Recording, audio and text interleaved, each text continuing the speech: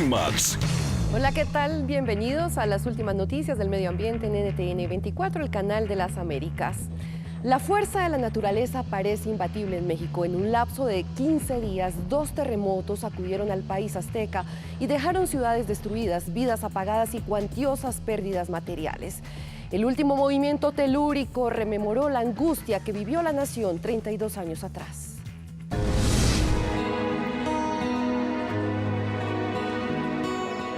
Estas imágenes son sinónimo de esperanza. Quiere decir que puede haber personas atrapadas pidiendo ayuda. El silencio se convierte en el mejor aliado de los rescatistas. Son las horas posteriores al momento en que el suelo mexicano rugió, como si una ola hubiese pasado por debajo de la tierra. El movimiento telúrico ocurrió a la 1 de la tarde con 14 minutos. Hora de clases, de trabajo, del almuerzo, hora donde millones de mexicanos cumplían sus labores diarias. Los epicentros fueron los estados de Morelos y Puebla, pero aunque no fue el peor de la historia en el país norteamericano, sí fue uno de los más devastadores debido a su proximidad con la capital, que así se veía desde el aire. Y así se observaba desde tierra, bajo los escombros.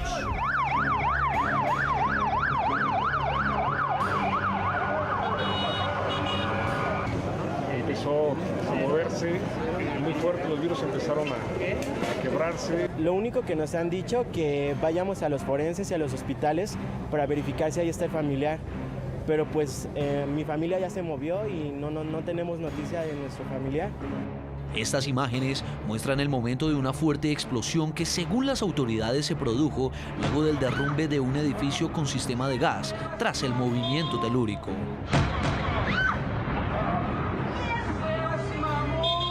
Videos publicados en las redes sociales muestran columnas de humo en diferentes puntos de la capital, producto de la caída de varios edificios.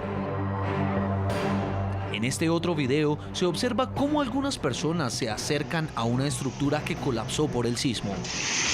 Dios mío, Dios mío, Dios mío, Dios mío. En el piso 38 de la Torre Reforma de la capital del país, se sintió con fuerza el vaivén de las lámparas en medio del pánico de los testigos.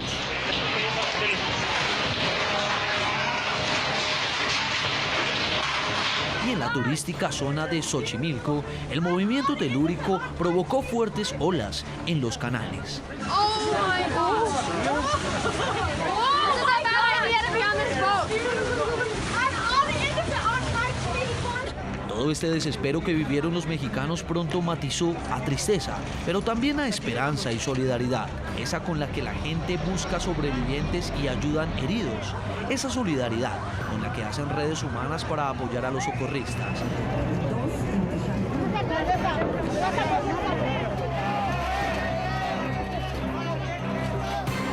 Y aunque muchos edificios se vinieron abajo, México sigue de pie, haciéndole frente a la furia de la naturaleza, así ella le recuerde de lo que es capaz, el mismo día en que se conmemoraba el terremoto de 1985. En Washington saludamos a Ciro Ugarte, director de emergencias de la Organización Panamericana de la Salud. Gracias por estar con nosotros. ¿Qué tipo de asistencia en situaciones como el terremoto ocurrido en México brinda su institución y cuáles son las recomendaciones en estos casos? Un saludo, Harriet. La Organización Panamericana de la Salud es un organismo de cooperación técnica especializado en salud.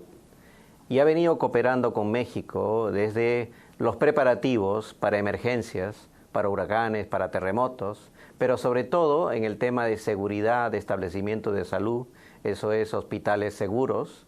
Y en ese sentido, nuestra cooperación continúa con México en aquellos aspectos que ellos han identificado como prioritarios, es decir, la evaluación de los servicios de salud, pero también aspectos de manejo de suministros humanitarios, y aunque la respuesta principalmente es del sistema de salud de allá, estamos coordinando con el sistema de Naciones Unidas y otros socios para identificar prioridades y poder responder a esas necesidades. En estos momentos, lo prioritario es rescatar a las personas que están atrapadas. ¿Cree y usted, atender a los heridos. señor Ugarte, cree usted entonces que México ha avanzado en las acciones que deben tomar las autoridades ante situaciones como esta? Efectivamente, México aprendió mucho, aunque las características de ambos sismos son distintos. Y este sismo ha generado menos intensidad. Y en esto quisiera yo recordar a todos los que nos ven que la magnitud del sismo no es lo que mata o lo que causa daño. Lo que causa daño es la intensidad, es decir, lo que diríamos comúnmente el grado de sacudida. Y el grado de sacudida depende de varios factores, de la superficialidad de los sismos, del tipo de suelo y del tipo de estructuras. De tal manera que, aunque el sismo de hace 32 años fue de características mucho mayores, aún así estamos viendo que México aprendió la lección. Y decía, respecto a los servicios de salud de la seguridad, en México ahora podemos decir con toda confianza que Hospitales Seguros es una realidad, después del esfuerzo de varios años y de muchas instituciones.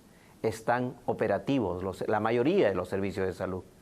¿Qué impacto deja precisamente este tipo de desastres en el sector salud?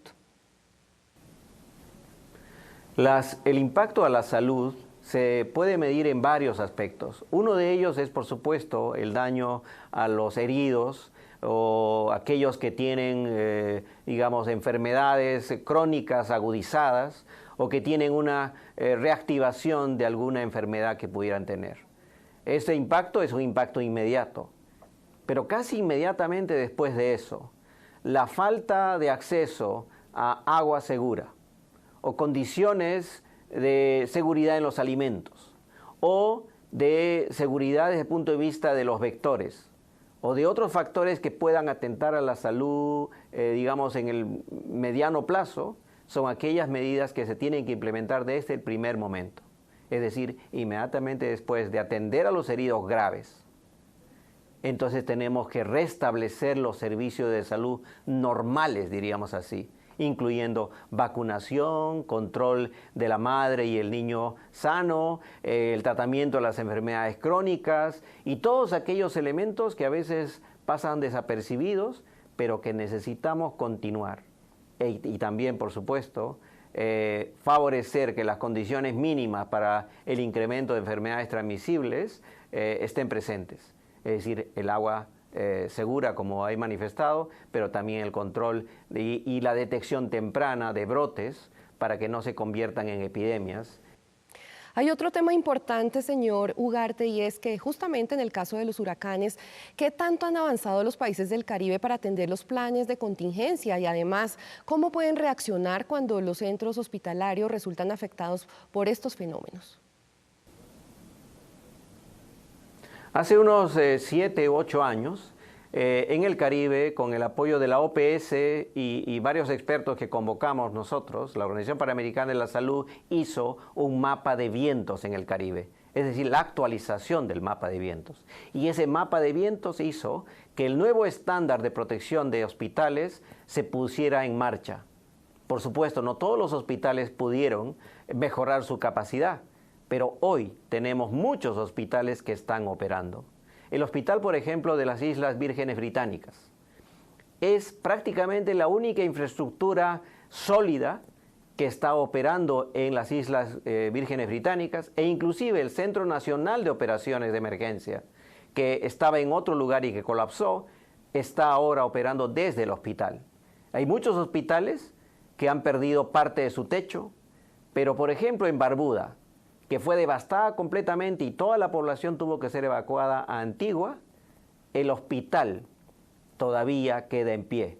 Perdió parte del techo y la recuperación de ese hospital va a ser mejor.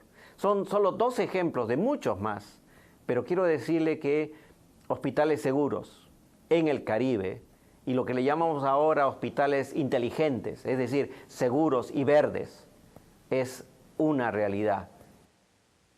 Señor Ciro Ugarte, director del Departamento de Emergencias en Salud de la OPS, gracias por estar con nosotros. Un gran placer. Hasta luego.